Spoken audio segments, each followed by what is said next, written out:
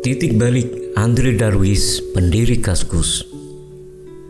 September 2024, di satu malam yang seharusnya biasa-biasa saja, seluruh Indonesia tiba-tiba membicarakan satu kata aneh yang tidak ada dalam kamus manapun, Fufufafa.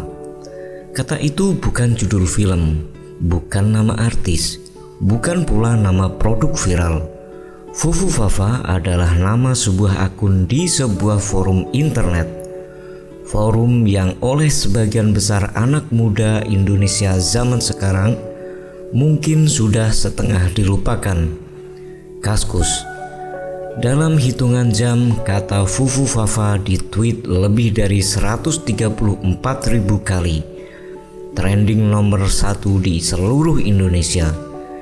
Media-media nasional berlomba-lomba memberitakannya. Nama Kaskus tiba-tiba kembali muncul di kepala jutaan orang yang sudah lama tidak membuka situs itu. Akun Fufufafa itu aktif di Kaskus antara tahun 2013 hingga 2019. Isinya komentar-komentar keras tentang tokoh-tokoh politik. Komentar yang kini menjadi bom waktu yang meledak di tengah momen paling tidak tepat. Karena orang yang diduga berada di balik akun itu adalah Gibran Rakabuming Raka. Ya, Wakil Presiden Republik Indonesia terpilih periode 2024-2029. Gibran sendiri ketika dikejar wartawan di Solo pada 10 September 2024 hanya menjawab singkat, "Ya tanya yang punya akun," katanya. Dan Andrew Darwis, si pendiri Kaskus, ketika dimintai komentar, dengan bijak berkata bahwa sangat sulit untuk membuktikan siapa sesungguhnya pemilik akun tersebut. Tapi dari semua kehebohan itu ada satu hal yang menarik perhatian. Di tengah semua kegaduhan itu, Kaskus kembali menjadi buah bibir. Forum internet yang perlahan-lahan sepi, yang dulu bisa dikunjungi 50 juta kali dalam sebulan, kini hanya 5-6 juta. Tiba-tiba satu akun misterius bernama Fufufafa berhasil melakukan apa yang tidak bisa dilakukan oleh iklan manapun. Mengingatkan Indonesia bahwa Kaskus masih ada. Kisah bagaimana sebuah situs dari tugas kuliah tumbuh menjadi keajaiban internet Indonesia dan kemudian perlahan redup adalah kisah yang jauh lebih menarik dari sekedar nama akun yang aneh tersebut. Mari kita mulai kisahnya. Jakarta 20 Juli 1979. Di sebuah rumah di kawasan Pluit, Jakarta Utara, seorang bayi laki-laki lahir ke dunia. Orang tuanya memberinya nama Andrew Darwis, putra kedua dari pasangan Antonius Darwis dan Nancy Amijoyo. Ayahnya, Antonius, adalah seorang pakar elektronika yang bekerja di perusahaan pipa. Di rumah, lelaki itu sering mengobrak-abrik radio tua, merakit ulang komponen, memperbaiki alat-alat elektronik yang rusak. Dan Andrew kecil selalu ada di sampingnya.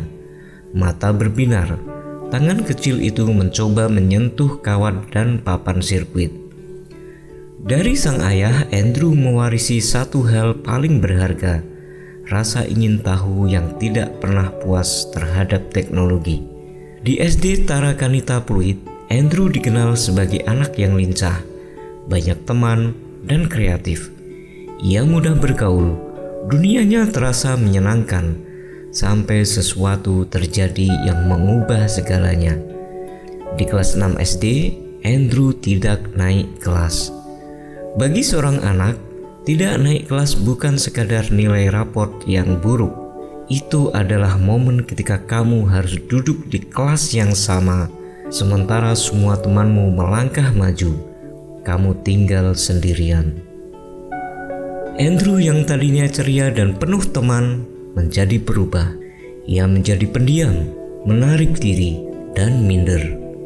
Tapi justru dalam kesunyian itu, Andrew menemukan dunianya sendiri. Ia melanjutkan ke SMP Tarakanita Pluit lalu SMA Gandhi National School di Ancol. Dan suatu hari di tahun 1997, ia berkenalan dengan sesuatu yang akan mengubah hidupnya selamanya. Internet. Dengan koneksi dial-up yang lambat dan berbunyi nyaring seperti robot yang sedang bertengkar, Andrew mulai menjelajah dunia maya. Ia belajar membuat situs web sendiri. Ia terkesima, ia terobsesi, sampai tagihan telepon rumah membengkak drastis karena ia terlalu sering online. Ayah ibunya marah. Andrew terpaksa menahan diri, tapi api itu tidak padam. Ia hanya menunggu waktu yang tepat untuk menyala kembali. Perjalanan ke Seattle dan lahirnya Kaskus. Tahun 1998, Andrew mendaftar ke jurusan Sistem Informasi di Universitas Bina Nusantara atau BINUS, Jakarta. Tapi kuliah di sini tidak lama berlangsung. Sesuatu memanggilnya lebih jauh. Tahun 1999, Andrew terbang ke Amerika Serikat. Ia mendaftar ke The Art Institute of Seattle, mengambil jurusan multimedia dan web design. Seattle, kota hujan di ujung barat Laut Amerika, kota yang melahirkan Starbucks, Boeing, Amazon, dan Microsoft. Di Seattle, Andrew bertemu dua orang yang akan menjadi bagian dari sejarah, Ronald Stefanus dan Budi Darmawan, dua mahasiswa Indonesia yang juga tengah merantau di negeri orang tersebut. Lalu datanglah satu tugas kuliah yang sederhana, tapi mengubah segalanya. Sang dosen meminta mahasiswanya membuat sebuah program dari free software. Mayoritas teman-teman Andrew memilih membuat situs pribadi berisi jurnal atau foto-foto kehidupan mereka. Tapi Andrew, si introvert yang tidak suka memajang kehidupan pribadinya, memilih sesuatu yang berbeda. Ia ingin membuat sebuah forum, tempat berkumpul, ruang berbagi, khususnya tempat bagi mahasiswa Indonesia yang merantau di Amerika, agar mereka bisa tetap terkoneksi dengan tanah air, membaca berita dari Indonesia dan saling berbagi kabar. Tanggal 6 November 1999, sebuah situs sederhana lahir ke dunia maya. Namanya Kaskus, diambil dari kata kasak kusuk, yang artinya bergosip, berbisik-bisik, saling bertukar cerita. Tidak ada yang menyangka situs gosip kecil itu suatu hari akan berdiri sebagai raksasa internet terbesar di Indonesia. Andrew sendirian di negeri orang. Malam-malam di Seattle bisa sangat panjang ketika kamu tidak punya uang. Tidak lama setelah Kaskus berdiri, kenyataan mulai berbicara keras. Situs itu tidak menghasilkan uang sama sekali. Pengunjungnya ada, tapi tidak banyak. Dan untuk mempertahankan server agar tetap menyala, tetap butuh biaya. Biaya yang terus menggerus tabungan yang sudah menipis. Ronald dan Budi melihat kenyataan itu lebih awal. Mereka pamit tahun 2000. Bukan karena tidak percaya pada Andrew, bukan karena tidak mau mendukung, tapi karena hidup perlu dijalani. Dan Andrew pun tinggal sendirian.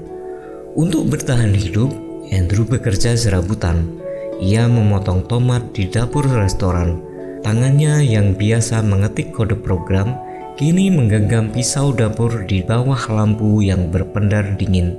Di hari lain, ia berdiri di balik kasir Burger King.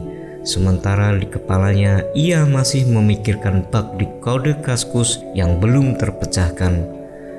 Selama hampir 8 tahun, Andrew menjalani dua kehidupan itu secara bersamaan. Karyawan paruh waktu di siang hari, pengelola forum internet sendirian di malam hari. Setelah menyelesaikan S1 di Art Institute of Seattle tahun 2003, ia tidak langsung pulang. Ia teruskan S2-nya di City University of Seattle, mengambil jurusan Master of Computer Science. Lulus di tahun 2006. Sambil kuliah, ia bekerja sebagai web designer di perusahaan bernama Thorlogi. Pernah ada satu momen ketika semuanya terasa hampir runtuh. Saat tagihan server datang dan dompetnya kosong, saat ia duduk di depan monitor, malam sudah larut, hujan di luar, dan ia bertanya pada dirinya sendiri, untuk apa ini semua? Tidak ada yang melihatnya berjuang. Tidak ada yang akan tahu jika ia menyerah malam itu. Tapi Andrew tidak mematikan komputernya. Karena dalam dirinya ada satu yang lebih besar dari rasa lelah. Ia sudah jatuh cinta pada Kaskus. Bukan pada uangnya, karena memang tidak ada uang. Tapi pada ide bahwa suatu hari situs kecil ini bisa menjadi tempat bagi jutaan orang Indonesia untuk bertemu, berbagi, dan saling mengenal. Itu yang membuatnya bertahan. Titik balik pria yang datang dari Jakarta. Tahun 2004, Andrew sedang bekerja sebagai web designer di Seattle ketika seorang mengetuk pintunya. Namanya Kendin Lawadinata. Ken adalah sepupu Andrew, tapi bukan sekedar saudara jauh yang berkunjung karena bosan. Ia datang dari Jakarta dengan satu misi, membujuk Andrew untuk pulang ke Indonesia dan membawa Kaskus bersamanya. Ken sudah melihat sesuatu yang belum dilihat banyak orang. Ia melihat bahwa internet di Indonesia sedang tumbuh, bahwa generasi muda Indonesia haus akan ruang digital untuk berbagi, dan bahwa Kaskus meski masih kecil punya benih yang luar biasa. Butuh waktu, tidak selesai dalam satu malam. Butuh diskusi panjang, perdebatan, dan keyakinan yang harus dibangun pelan-pelan. Tapi akhirnya pada Juli 2008 keputusan itu dibuat. Andrew Darwish setelah hampir satu dekade di Amerika membereskan kopernya dan naik pesawat kembali ke Indonesia. Bukan sebagai orang yang pulang dengan tangan kosong, tapi sebagai seorang yang membawa satu aset yang tidak terlihat tapi luar biasa nilainya. Sebuah platform dengan komunitas yang sudah mulai terbentuk. Kaskus pindah ke Jakarta, server dipindahkan, kantor pertama dibuka di daerah Mangga Besar, Jakarta Pusat, di bawah bendera perusahaan baru bernama PT Darta Media Indonesia. Ken menjadi CEO dan Andrew menjadi CTO. Lalu mereka membuat satu keputusan berani yang ternyata menjadi titik balik sesungguhnya. Kaskus saat itu punya reputasi yang terus terang tidak menguntungkan. Forum BB17, singkatan dari buka-bukaan 17 tahun, dan Forum Fight Club menjadi cap yang melekat di nama Kaskus. Di mata publik dan calon pengiklan, Kaskus adalah situs nakal, situs yang tidak layak diasosiasikan dengan brand besar manapun. Andrew dan Ken tahu mereka harus memilih, bertahan dengan konten kontroversial yang membuat sebagian user setia, atau menutup dan membuka pintu bagi jutaan pengguna baru dan kepercayaan korporat. Mereka memilih yang kedua. BB17 ditutup, Fight Club ditutup. Kaskus berkomitmen patuh pada Undang-Undang ITE yang berlaku. Hasilnya, sesuatu yang tidak pernah mereka bayangkan sebelumnya. Jumlah member meledak, naik 300%, dari yang hanya 300.000 anggota melesat ke 1,2 juta, lalu terus meroket menembus 10 juta pengguna terdaftar. Satu keputusan yang merubah Kaskus selamanya. Puncak kejayaan Raja Internet Indonesia. Tahun 2009, kantor Kaskus pindah ke kawasan Melawai, Jakarta Selatan. Staf bertambah hingga lebih dari 60 orang. Penghasilan bulanan menyentuh angka 600 juta rupiah per bulan. Alexa.com, pemeringkat situs internet dunia yang paling dipercaya saat itu, mencatat Kaskus sebagai situs komunitas nomor 1 di Indonesia. Bukan sekedar nomor 1 untuk kategori forum, tapi situs lokal nomor 1, mengalahkan portal-portal berita besar yang sudah berdiri bertahun-tahun sebelumnya. Kaskus bukan lagi situs web kecil. Kaskus adalah budaya. Istilah-istilah yang lahir dari Kaskus menyeberang ke percakapan sehari-hari anak muda Indonesia. Gan, pertamak, cendol, bata, sundulgan, rekber, COD, semuanya lahir di forum-forum Kaskus sebelum menjadi bagian dari kosakata internet Indonesia. Dan yang paling luar biasa adalah forum jual beli atau FJB. Setiap hari 80.000 listing barang masuk ke FJB Kaskus. 80.000, bayangkan, dari laptop bekas, handphone second, sepatu koleksi sampai barang-barang yang tidak masuk akal. Ada yang pernah menjual roket pesawat tempur F-16 di FJB. Ada yang menjual kapal tanker. Di tahun 2012, nilai transaksi melalui FJB Kaskus dilaporkan mencapai 567 miliar rupiah per bulan. FJB Kaskus secara diam-diam adalah marketplace online terbesar di Indonesia, jauh sebelum kata marketplace menjadi istilah umum. Pada Desember 2010, menurut data Alexa, Kaskus berada di peringkat 251 dunia. Situs Indonesia nomor 6 yang paling banyak dikunjungi. Setahun kemudian, di tahun 2011, Kaskus sudah menjadi nomor 2 setelah detik.com di antara situs lokal. Hanya kalah dari raksasa-raksasa asing seperti Facebook, Google, dan Yahoo. Kaskus yang dulu hanya dikenal oleh mahasiswa perantau di Seattle, kini dikunjungi 900.000 orang per hari. Pagelaran page view-nya menembus 15 juta per hari.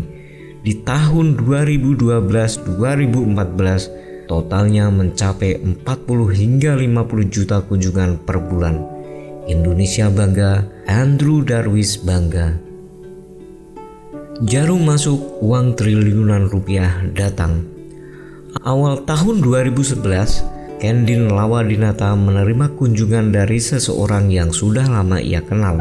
Namanya Martin Hartono. Martin bukan orang sembarangan. Ia adalah putra dari Robert Budi Hartono, salah satu orang terkaya di Indonesia, pemilik grup Jarum, imperium bisnis yang dimulai dari pabrik rokok kretek di Kudus dan berkembang menjadi gurita bisnis yang merambah properti, perbankan, dan kini ingin merambah dunia digital. Martin datang membawa bendera baru, Global Digital Prima atau GDP Venture, kendaraan investasi Jarum untuk masuk ke industri internet Indonesia. Pertemuan pertama itu mentah, Ken menolak. Tapi Martin tidak menyerah. Ia kembali datang di Desember 2010. Kali ini dengan pendekatan yang berbeda, dengan angka yang berbeda, dengan visi yang lebih jelas. Dan kali ini setelah 2 minggu negosiasi intensif, tangan pun berjabat. Awal Januari 2011, perjanjian ditandatangani. Nilai investasinya tidak pernah diumumkan secara resmi. Ken dan Andrew terkait perjanjian kerahasiaan, tapi di luar sana angka yang beredar dan yang Ken sendiri tidak membantahnya berkisar antara 1 hingga 1,5 triliun rupiah. Dengan suntikan kapital sebesar itu, Kaskus bersiap mengepakkan sayap lebih lebar.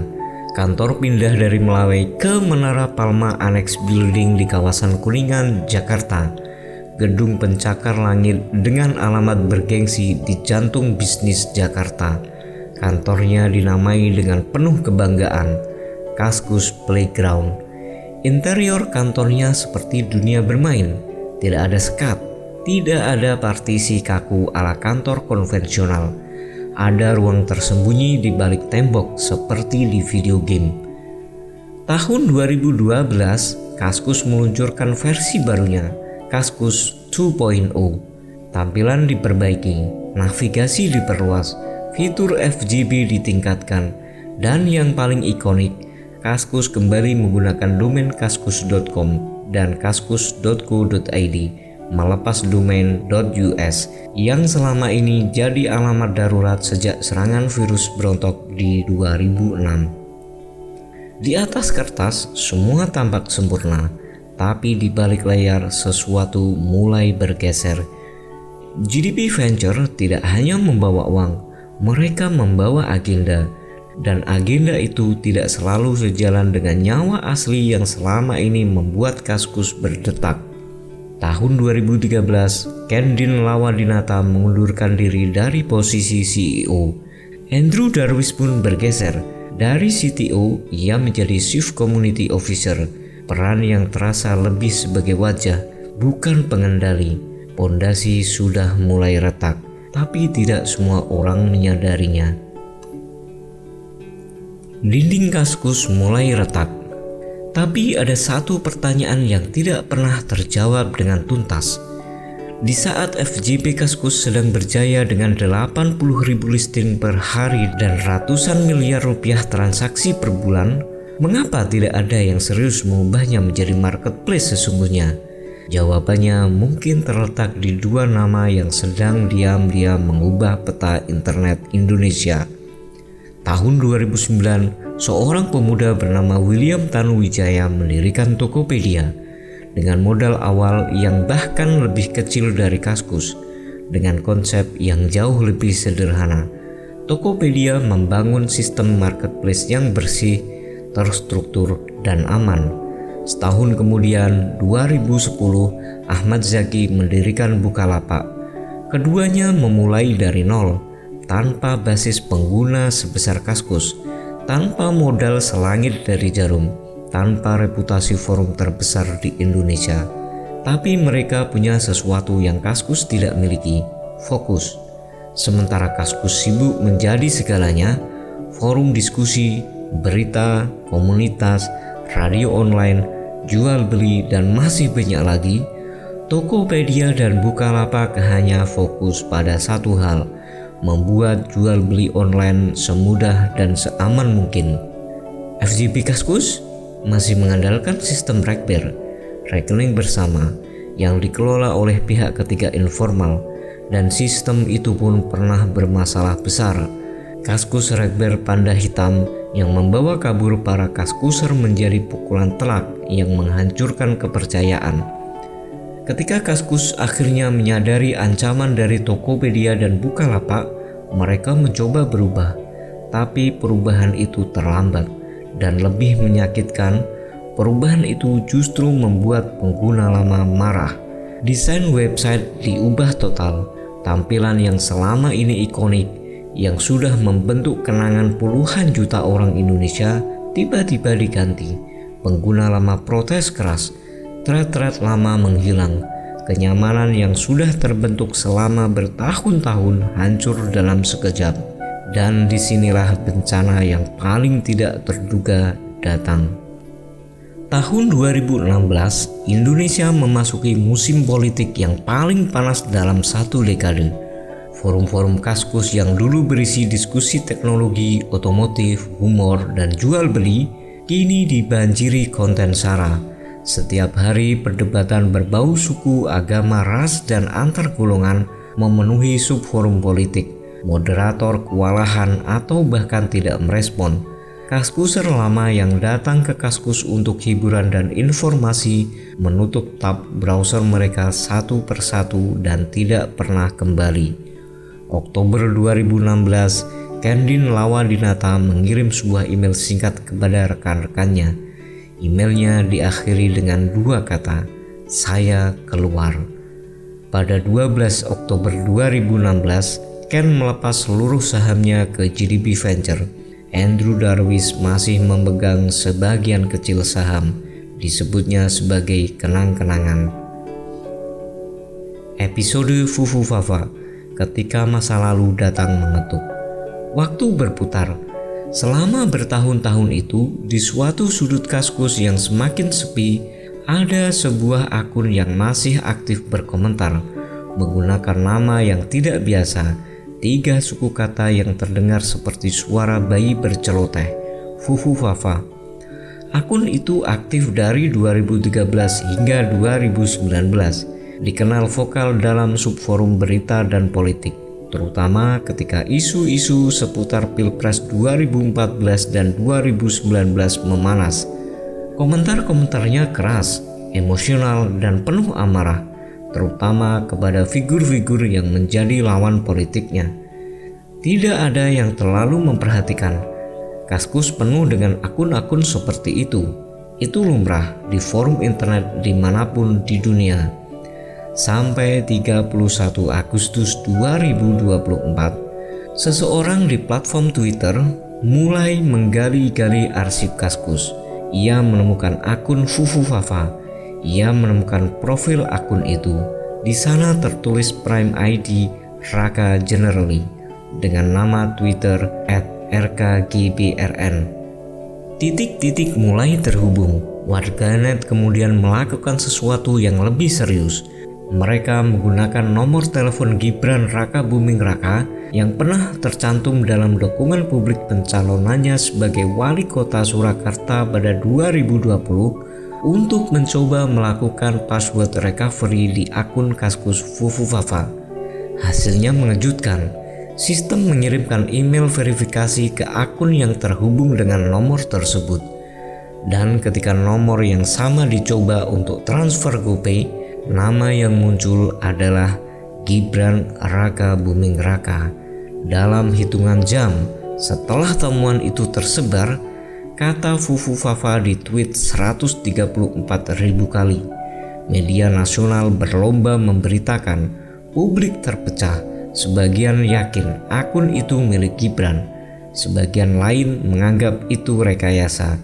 Gibran sendiri ketika dikejar wartawan di Solo pada 10 September 2024 hanya menjawab, "Ya tanya sendiri yang punya akun." Andrew Darwis pun dimintai komentar. Dengan tenang, sang pendiri Kaskus hanya berkata bahwa sangat sulit untuk membuktikan kepemilikan sebuah akun di forum internet. Tapi di balik semua itu ada sebuah ironi yang dalam. Kaskus yang sudah lama redup, yang trafiknya sudah merosot drastis, yang sulit mendapat perhatian media, tiba-tiba kembali ke halaman depan karena sebuah akun misterius dari masa lalunya. Forum yang sunyi itu seolah berkata, "Aku masih ada dan aku menyimpan sejarah." Sunyi yang menyesakkan Kaskus hari ini. Angka-angka tidak berbohong dan angka-angka ini sangat menyakitkan untuk dibaca. Berdasarkan data SimilarWeb per 2024, angka itu kini turun menjadi 5 hingga 6 juta kunjungan per bulan, 1/10 dari masa jayanya. Kaskus masih ada, tapi terasa seperti mengunjungi gedung besar yang dulu penuh tawa dan keramaian. Kini sebagian besar ruangannya gelap dan berdebu. Dan GDB Venture yang masuk dengan investasi triliunan rupiah kini hanya memegang sebuah aset yang jauh dari bayangan awal mereka. Andrew Darwis adalah bukti bahwa sebuah ide bisa lahir dari tugas kuliah, bahwa kegigihan seorang introvert yang sendirian di kamar sempit Seattle bisa menggerakkan jutaan orang, bahwa satu keputusan yang benar di momen yang tepat bisa mengubah nasib, dan satu kelambatan dalam berinovasi bisa mengubah kejayaan menjadi sunyi. Jika kisah ini memberi inspirasi dan bermanfaat untuk kalian, jangan lupa tinggalkan komentar dan bagikan kisah ini kepada orang-orang yang kalian cintai. Jangan lupa like, subscribe, dan sampai jumpa di kisah-kisah inspiratif berikutnya.